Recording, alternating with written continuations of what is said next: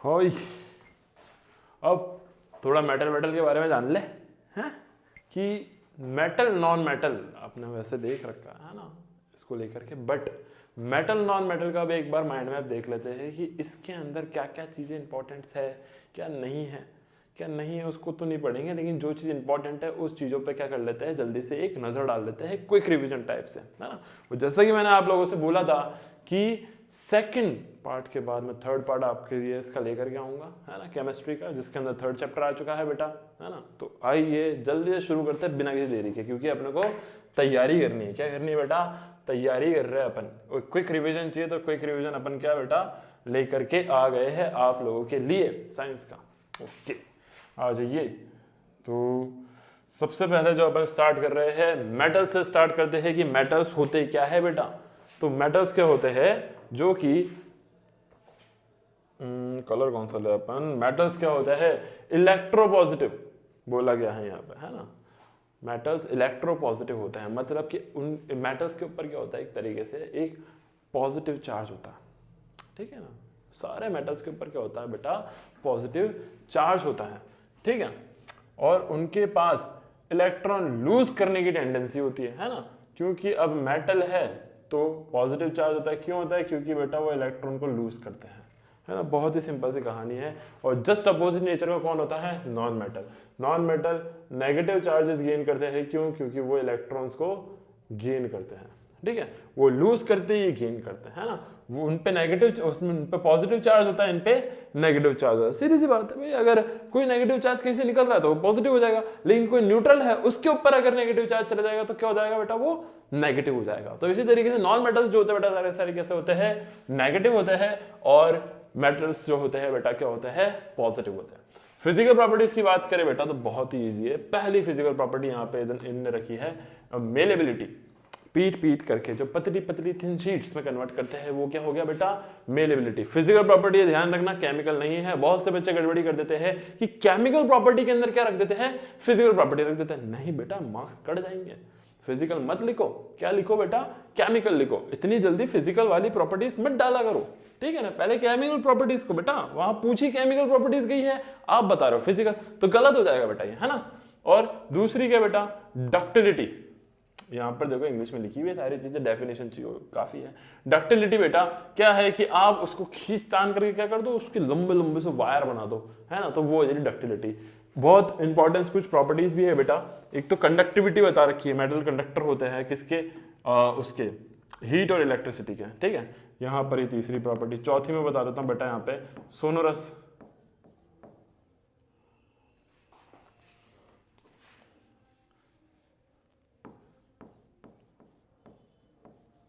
Sonorous है ना, मतलब कि मारोगे तो आवाज आएगी। क्या बेटा? मारोगे किसको? मेटल को एक दूसरे में मारोगे तो क्या बेटा? वो साउंड प्रोड्यूस करेंगे, है ना। और दूसरी पांचवी लस्ट्रस।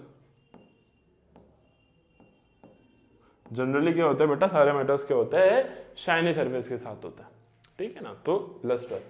अच्छा, यहां पर ना जनरली जो मेटल्स होते हैं सॉलिड स्टेट के अंदर होते हैं, एक्सेप्शंस है कुछ। मर्क्यूरी, है ना। जो मर्क्यूरी होता है बेटा वो एक मेटल है, लेकिन वो अपनी नॉर्मल स्टेट पे कैसा होता है? नॉर्मल टेम्परेचर पे क्या होता है? लिक्विड स्टेट के अंदर होता है। वो एक एक्सेप्शन है। और डक्टिलिटी और मेलेबिलिटी के अंदर यहाँ पर जो होता है बेटा, गोल्ड और सिल्वर तो मेलेबल में आ गया, और गोल्ड सिर्फ गोल्ड किस में है? डक्टाइल के अंदर है। एक्सेप्शन नहीं है, मतलब सबसे मैक्सिमम है ना। सबसे लंबा 1 किलोमीटर लंबा वायर बन जाता है किससे? 1 ग्राम गोल्ड से, ठीक है। और वहीं पर ही गोल्ड और सिल्वर बहुत ज्यादा पतली शीट्स उनकी क्रिएट करी जा सकती है। गोल्ड को तो बेटा एक एक्सपेरिमेंट में भी यूज करा था, 9th क्लास के अंदर था, रदरफोर्ड एक्सपेरिमेंट, ठीक है। रदरफोर्ड ने जो एक्सपेरिमेंट करा था स्कैटरिंग लाइट बीम, उसके अंदर गोल्ड फॉयल उसने यूज करी थी। क्यों? क्योंकि सबसे पतली शीट बनाई गई थी। कितनी पतली शीट बनाई थी बेटा उसने करीबन 1000 एटम जितनी मोटी, है ना। मतलब उधर तो बेटा वो बहुत ही ज्यादा पतली हुई है, ठीक है। केमिकल प्रॉपर्टीज पे आते हैं बेटा बिना किसी देरी के। लेकिन हाँ, जितनी मेटल की फिजिकल प्रॉपर्टीज है वो सारी की सारी अगर आप नॉन मेटल में डालते हो, सब में क्या लगा देना? नॉन लगा देना। क्या लगा देना बेटा? नॉन लगा देना, खत्म, है ना। अब यहां पर अगर अपन आ जाते हैं तो इधर देख लो बेटा आप कि पहली मेटल की आप क्या करो? वाटर के साथ रिएक्शन करवा दो। अगर आपने मेटल की वाटर के साथ रिएक्शन करवाई तो क्या मिलेगा आपको, मेटल का ऑक्साइड मिलेगा और हाइड्रोजन गैस आप ऑब्टेन करोगे, मतलब कि आपको हाइड्रोजन गैस क्या बेटा मिलेगी। फर्दर अगर अभी भी अगर आप क्या करो उसकी रिएक्शन करवाओ, चलो ठीक है अपन एक करवा करके देखते हैं। किसको ले बेटा, मेटल को अपन ने क्या करा, वाटर के साथ रिएक्ट करवाया, ठीक है, क्या मिलेगा आपको, मेटल का ऑक्साइड Na2O और हाइड्रोजन गैस क्या होगी, रिलीज होगी। बट अगर आपने फिर भी मेटल के ऑक्साइड को आप पानी से रिएक्ट करवाते रहे तो आपको क्या मिल जाएगा, मेटल का हाइड्रोक्साइड मिल जाएगा। क्या मिल जाएगा बेटा, मेटल का हाइड्रोक्साइड, देखो क्या मिल जाएगा बेटा आपको, मेटल का हाइड्रोक्साइड मिल जाएगा और वाटर, वो सॉरी मेटल का हाइड्रोक्साइड वहाँ पे फॉर्म हो जाएगा, ठीक है। मेटल का वाटर के साथ अगर आप फर्दर रिएक्शन करवाते गए तो आपको मेटल का हाइड्रोक्साइड मिलेगा, हाँ बेटा मेटल का हाइड्रोक्साइड ही मिलेगा, बस और कुछ नहीं मिलेगा, है ना। मिटाने के लिए सॉरी ये क्या है ना, सही है, बिल्कुल सही है ना। दूसरा ले लो भाई, दूसरी ले लो रिएक्शन, है ना। तो अगर आपने किसी डाइल्यूटेड एसिड के साथ अगर मेटल की रिएक्शन करवा लो भाई, Na की HCl के साथ रिएक्शन करवा लो, क्या बनेगा, NaCl और H2 हाइड्रोजन गैस, ये लो हाइड्रोजन गैस निकलेगी, सॉल्ट फॉर्म होएगा, इजी है ना। यहाँ पर आपको अपन ने क्या करा बेटा, एक रिएक्शन के साथ इसको भी डिफाइन कर दिया और दो रिएक्शन के साथ इसको भी डिफाइन कर दिया, क्यों, क्योंकि दो कंडीशन हो रही है ना बेटा, इस वजह से, है ना। और reaction with the solution of other metal, अगर आपने किसी दूसरे मेटल के सॉल्यूशन के साथ उसको क्या करा, रिएक्ट करवाया तो क्या होगा, बेटा वो इजीली क्या करेगा, एक हाईली रिएक्टिव मेटल एक लेस रिएक्टिव मेटल को क्या करेगा, डिस्प्लेस कर देगा, ठीक है।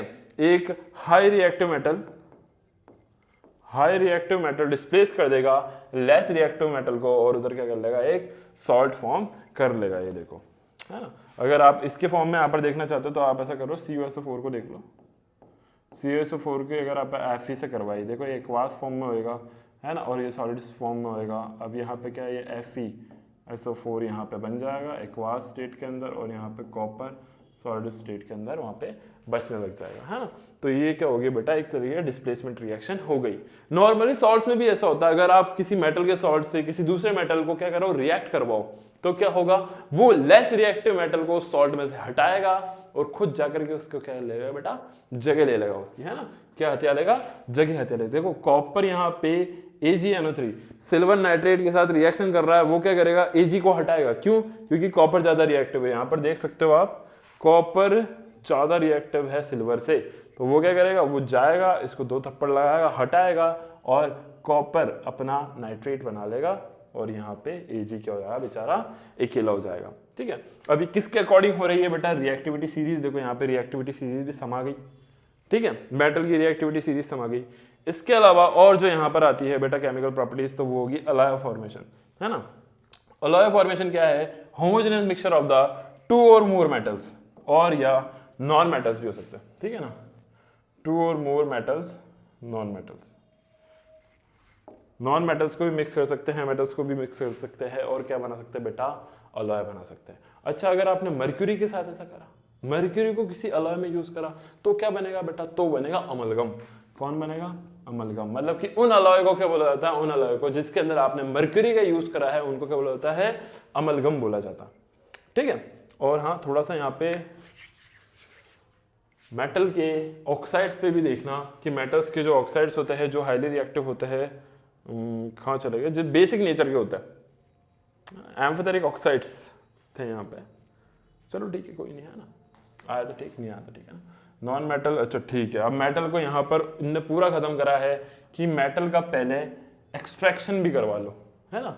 अब एक्सट्रैक्शन करवाना है तो वो तो स्टेप्स हो गए, बट एक्सट्रैक्शन है क्या, मेटल का एक्सट्रैक्शन क्या है बेटा, एक प्रोसेस है जिसमें क्या अपन मेटल के ओर से मेटल को एक्सट्रैक्ट करते हैं, मेटल के ओर से जो नेचुरल फॉर्म में अर्थ में मिलता है उसमें से क्या करते हैं, मेटल को निकालते हैं, ठीक है ना। और मिनरल्स क्या होते हैं बेटा, the compounds in the form of which metals occur naturally are called the minerals, मतलब ऐसे कुछ मेटल्स जो नेचुरली मतलब फ्री स्टेट के अंदर अपने को मिल जाए, है ना, उनको क्या कहा जाता है, मिनरल्स कहा जाता है। सोडियम पोटेशियम मैग्नीशियम ये मतलब वाटर के अंदर मिल रहे तो वो मिनरल्स होते हैं, है ना। वाटर के अंदर अगर वो चीज मिल रही है तो वो क्या हो जाता है बेटा, मिनरल्स हो जाता है। अच्छा और गैंग यू, है ना। ये चीजें क्या है, और बेटा वो सब्सटेंस है जिसके अंदर मेटल है, ठीक है।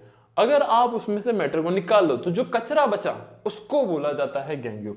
तो वेस्ट मटेरियल है ना, जो इम्प्योरिटीज उसके साथ वहां पे एसोसिएट हुई थी उसको क्या बोला जाता है, गैंग्यू बोला जाता है, ठीक है। तो ये तो हो गया मेटल के एक्सट्रैक्शन की बात।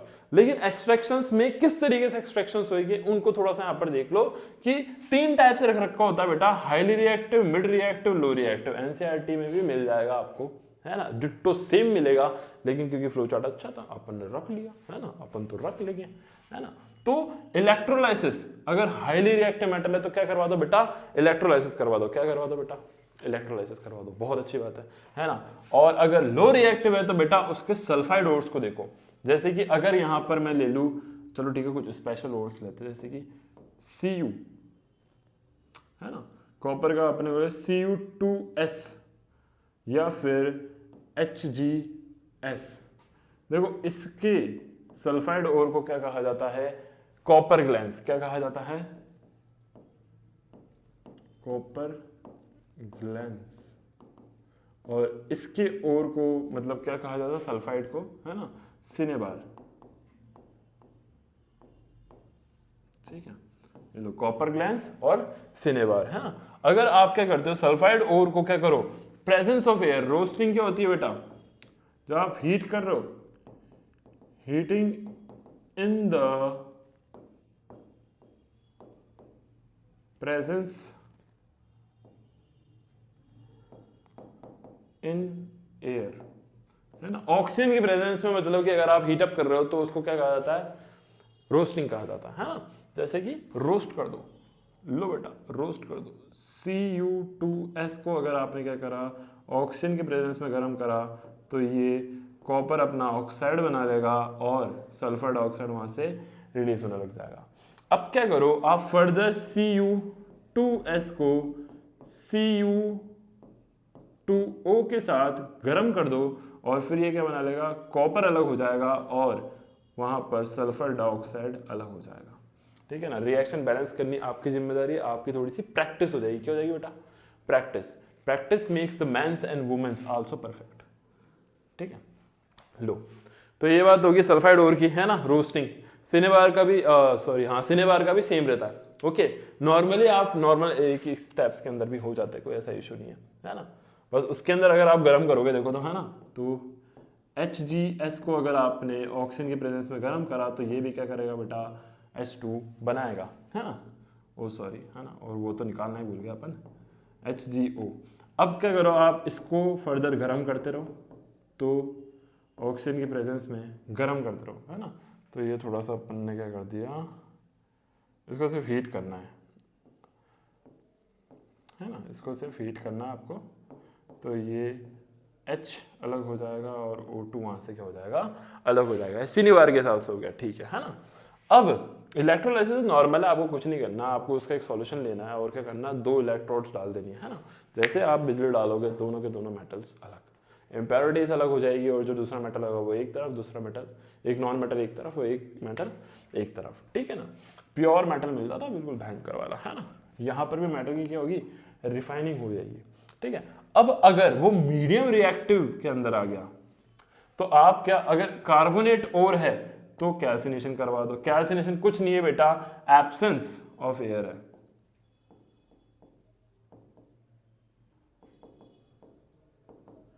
एयर की एब्सेंस में हीटिंग करवा दो तो कैल्सिनेशन हो जाएगा, है ना। और रोस्टिंग तो आपको पता ही है, सल्फाइड हो रहा है बेटा, करवा दो, है ना। मेटल का ऑक्साइड बनेगा, फिर उसके बाद क्या करा दो, रिडक्शन करवा दो। कहीं खाली जगह दिख रही है क्या, ये खाली जगह उधर कर देते हैं बेटा अपन, है ना, कार्बोनेट वाले का कर देता है। जैसे कि कैल्शियम कार्बोनेट हो, है ना, आप इसको हीट कर दो तो ये क्या बना लेगा, CaO और CO2। अब क्या करो, आप इसका फर्दर कोक से क्या करवाओ, कोक बोला जाता है इसको, है ना। और ये कैल्शियम का ऑक्साइड है, आप फिर से इसकी हीट अप करवा दो, है ना, एब्सेंस ऑफ एयर के अंदर, तो ये क्या उसके बाद बॉन्ड बना लेगा, है ना। कैल्शियम आपको अलग मिल जाएगा और कार्बन मोनोऑक्साइड आपको वहां पे अलग मिल जाएगा। थोड़ा सही से लिख देते हैं अपन इस चीज को, कार्बन मोनोऑक्साइड मिल गया, है ना। ये क्या है बेटा, ये कैल्सिनेशन के लिए, ये मिले, है ना।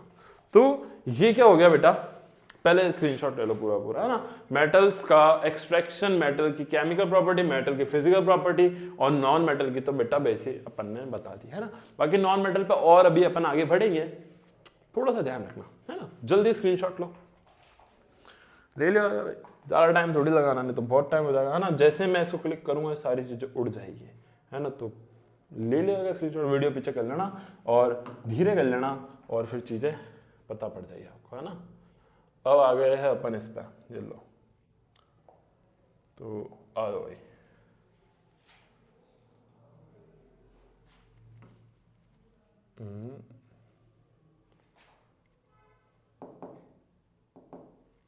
इसको फिर से ये करना पड़ेगा यार, अब ठीक है, अब आ जाओ, है ना।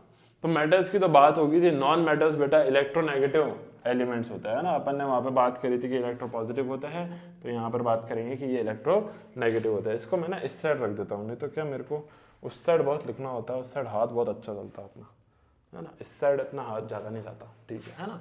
और इलेक्ट्रॉन्स को गेन करने की टेंडेंसी होती है, अपन पहले ही इस चीज़ पे बात कर चुके हैं। फिजिकल प्रॉपर्टी में देख लो बेटा, नॉन मेटल्स, है ना, मेटेलिक लस्ट्रस, यहाँ पे बताया non metal except the iodine and graphite, है ना। आयोडीन एंड ग्रेफाइट नहीं होते हैं, डू नॉट मेटेलिक लस्ट्रस, है ना। इनके पास धात्विक चमक नहीं होती है ना।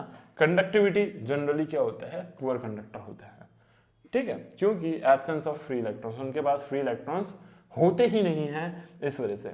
केमिकल प्रॉपर्टी पे आ जाते हैं बेटा, सबसे पहले अपन तो सबसे पहली केमिकल प्रॉपर्टी आ गई बेटा अपनी, ऑक्सीजन के साथ करवा दो। तो नॉन मेटल्स की जब अपन ऑक्सीजन के साथ रिएक्शन करवाएंगे तो क्या बनाएंगे बेटा, non metals also form the oxide but nature generally acidic, है ना। नॉन मेटल के भी ऑक्साइड्स होंगे बेटा, है ना। फॉर एग्जांपल CO2, ये देखो ये रहे CO2, SO2, P2O5, ये सारे के सारे क्या है, नॉन मेटल के ऑक्साइड्स है, और कैसे नेचर के हैं, एसिडिक नेचर के हैं। न्यूट्रल भी मिल जाएंगे आपको, ये लो न्यूट्रल भी मिल गया भाई, सारी वैरायटी है अपने पास, एसिडिक, बेसिक, न्यूट्रल, सारी, ठीक है, मेटल के ऑक्साइड्स में। ओके, अब जो ये बॉन्ड फॉर्म करते हैं, कौन सर जी, ये वाले जो बॉन्ड फॉर्म करते हैं, कैसे होते हैं, ये कोवेलेंट कंपाउंड होते हैं। कैसे होते हैं, कोवेलेंट। अब कोवेलेंट की बात सुन लेते सर, 4th चैप्टर में से आने वाला कोवेलेंट क्या होता है, शेयर्ड इलेक्ट्रॉन्स। इलेक्ट्रॉन्स को क्या करते हैं, शेयर करते हैं, ट्रांसफर नहीं करते, शेयर करते सर। ट्रांसफर कौन करते हैं, आयनिक कंपाउंड्स, है ना। आयनिक इलेक्ट्रॉनिक कंपाउंड्स जो होते हैं ये क्या करते हैं, कंप्लीट ट्रांसफर करते हैं इलेक्ट्रॉन्स का, है ना। फर्क ये है बेटा कि कोवेलेंट जो होते हैं बहुत ही वीक होते हैं, और आयनिक जो होते हैं बहुत ही स्ट्रांग होते हैं, ठीक है, ध्यान रखना, है ना। तो अपन अब जबकि आयनिक की बात आई ही है, तो यहाँ पे आयनिक को एक बार देख लो, क्योंकि सोडियम के पास एक एक्स्ट्रा इलेक्ट्रॉन है ना। अगर आप एक मेटल की एक नॉन मेटल के साथ रिएक्शन करवाते हो तो आपको क्या मिलता, आपको मिलेगा एक सॉल्ट। क्या मिलेगा, एक सॉल्ट, एक आयनिक कंपाउंड। एक क्या मिल गया बेटा, आयनिक कंपाउंड। हाँ भाई, आयनिक कंपाउंड ही कह दे, है ना। तो क्लोरीन के पास तो बेटा जगह की कमी है, किसके लिए, सिर्फ एक के लिए, है ना। ये रहा वो छेद, तो ये इलेक्ट्रॉन इस जगह पे जाकर के बैठ जाएगा, और क्या बना लेगा बेटा यहाँ पे, क्योंकि नेगेटिव चार्ज चले जाएगा, उसके ऊपर इलेक्ट्रॉन चले जाएगा, तो ये क्या बना लेगा बेटा, एक तरीके से NaCl, लो, है ना, सोडियम क्लोराइड। तो इसी ऐसी होती है आयनिक बॉन्ड फॉर्मेशन, ठीक है ना। अब प्रॉपर्टीज देखी जाए आयनिक कंपाउंड की, तो दे हैव द ब्रिटल, भाई भंगुर, ब्रिटल होता है, ठीक है। High melting, high boiling point होता है, वाटर के अंदर सॉल्युबल होते हैं, और इलेक्ट्रिसिटी भी कंडक्ट कर सकते हैं इन एक्वास सॉल्यूशन, मोल्टन स्टेट के अंदर, ठीक है ना। क्योंकि उसके अंदर जैसे ही घुल मिल जाएंगे, जैसे आपने क्या करा, आपने पानी के अंदर नमक को डाल दिया, है ना, आपने क्या करा, पानी के अंदर नमक को डाल दिया तो ब्राइन बनेगा, बट एक्चुअली क्या होगा कि Na और Cl दोनों के दोनों बेटा वहाँ पे क्या आयनाइज हो जाएंगे, क्या हो जाएंगे, आयनाइज हो जाएंगे, ठीक है, ऐसा होएगा, ओके, है ना। मेटलॉइड्स की बात तो ठीक है ना। तो आपके जो देखो ये भी चैप्टर है, इसका भी क्विक रिवीजन खत्म होता है ना। आयनिक कंपाउंड था वो भी हो गया, नॉन मेटल हो गया, मेटल उस वाले पे पूरा हो चुका है, मेटल का एक्सट्रैक्शन हो चुका है, कोरोजन रेंसिडिटी वाला पार्ट आपके नहीं है ना। बट अलॉय फॉर्मेशन, अलॉय था, अलॉय भी अपन ने नॉर्मली पढ़ लिया है ना। जितना था वो सारी की सारी अपन चीजें मोटी मोटी देख चुके हैं। क्या बेटा चीजें है ना पढ़ाई की, ओके है ना। तो स्क्रीनशॉट लो जल्दी से इसका, है ना, ले लिया होगा मेरे हिसाब से तो स्क्रीनशॉट। तो अब इसी के साथ इस चैप्टर से भी क्या करते हैं बेटा, अपन विदा लेते हैं। क्या लेते हैं? विदा लेते हैं। और धन्यवाद आप सभी का हमारे साथ इस चैनल पे बने रहने का। और आगे अब मैं लेकर के आऊंगा 4th चैप्टर का वीडियो, है ना, कि क्विक रिवीजन। पहले क्विक रिवीजन बेटा, क्योंकि एग्जाम चल रहे हैं, तो 4th चैप्टर का क्विक रिवीजन अगली वीडियो में। तो मिलता हूं इसी के साथ आप लोगों से। Tata bye bye sayonara.